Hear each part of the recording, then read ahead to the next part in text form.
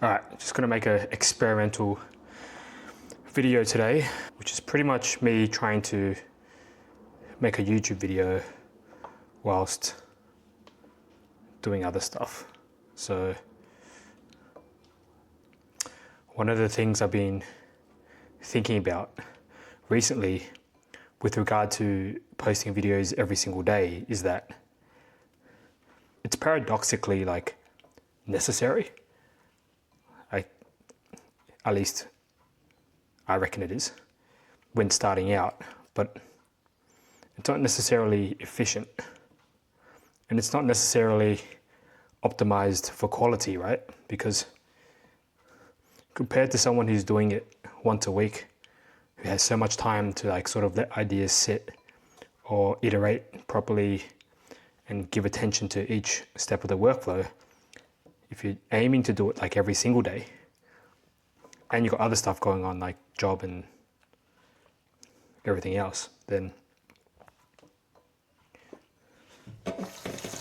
most likely almost with 100% certainty, the quality is going to be less. Unless there's like some extreme case where like someone works so well under pressure or spending less time and makes them more effective, and you give them so much time they sort of over-engineer or over-analyze everything and it sort of ends up a worse product. But I think if we're being sensible, the more time you got to reflect and sort of sit on ideas and iterate and be careful and intentional with it, then the more likely it's going to be a better product in the end. So that is the paradox, because on one hand, I at the moment think it's necessary to complete this 30-day challenge where I'm doing a video every single day. On the other hand, I can see that they're not as good as I would like them to be. So yeah. Yeah, it's not as good as I'd like it to be, but I mean, when the goal is consistency, I guess that is part of the trade-off. The thing is, at least if you're anything like me, if you try and make it perfect, or if you try and be very careful with like the content and the quality and everything. Like I remember last year when I was trying to get into this, I would be scripting for like a whole month. And then when I did the video, it didn't even come out that well. In retrospect, it would have been just better to keep things more simple and just gain momentum. Otherwise, it's easy just for like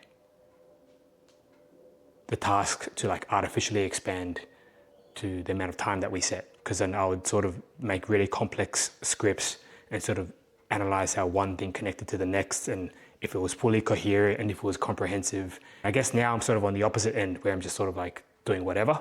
I think a useful approach is the balanced approach, and that's sort of defined by which side of the sort of extreme you're sort of coming from. So I think I was previously trying to plan too much and overthink too much, and I sort of didn't take much action.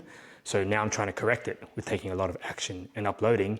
And I think the trick, which I'm going to be experimenting with in the next month or two, is to incrementally just optimize everything whilst trying to maintain the high volume upload rate. And part of the idea behind that is to keep the momentum and keep the action taking, because what makes me feel motivated and feels like I'm sort of at least doing something. But another reason is, I think I heard it in like an Alex Hormozy video where he's like, if you try to do something at high volume, it was the idea where you do something at high volume, you experience the pain of doing things inefficiently, and therefore you're more motivated to be more effective and optimize it. As opposed to just like taking like a whole month to make a video, I could be doing it inefficiently, but I would never have enough pain. That's the way to put it, is I wouldn't feel the pressure and the necessity to improve the process, right? But if you're doing things under pressure, then there's a big short-term incentive to improve things. So you can save time immediately and feel less stressed and make things more sustainable, right? And I think the reason to optimize it slowly is to mitigate the risk of just purely taking action or purely being consistent without getting better at all. There are people who are really good at just being consistent. And I'm not really talking about YouTube. I have like other ideas in my mind, like working consistently or like studying consistently, but they don't seem to be that good, or the level doesn't seem to match the effort they put in. And like, there's only two explanations for that. One is sort of like a dark reality where it's like maybe their talent or the talent ceiling is a bit lower, which I would prefer not to assume, but sometimes it is the case. But I feel like more often than not, and it's better assuming and exploring the potential where we're not working deliberately, where it's like the way we're doing things isn't improving. Therefore, you're banging our head against the wall, even though we're working hard, even though we're showing up and being consistent. So I feel like that is the risk of trying to upload a YouTube video every single day. Yeah, there's like the objective element where it's like we're actually not getting better. And also if we're just doing it mechanically, there's also the risk of like getting a bit bored, or because it's sort of like the same thing over and over again. Yeah, you don't feel like you're experimenting at the right level or something. Like for example, if I'm just like, I randomly got out of my room today and I'm trying to just like film in the kitchen, to me at this stage, since I'm so early into it, that's like a big tick. And I'm like, yeah, sweet. So today I feel like I've sufficiently experimented, or I've done something which is a bit out of the norm, a bit out of my comfort zone, just to like explore the craft a bit. But I feel like soon once like the thumbnails and the titles sort of seem a bit like smooth and I sort of got a grip and like a good sense of how to do them, I want the quality of the content to get better. So I'm going to start exploring that. I did start watching some scripting tutorials this morning. I was mainly with the intention of applying it to like some marketing material making for an online course, which is completely unrelated to this channel. I sensed that it would be very easy to get overwhelmed, like, because there's so many different components. And then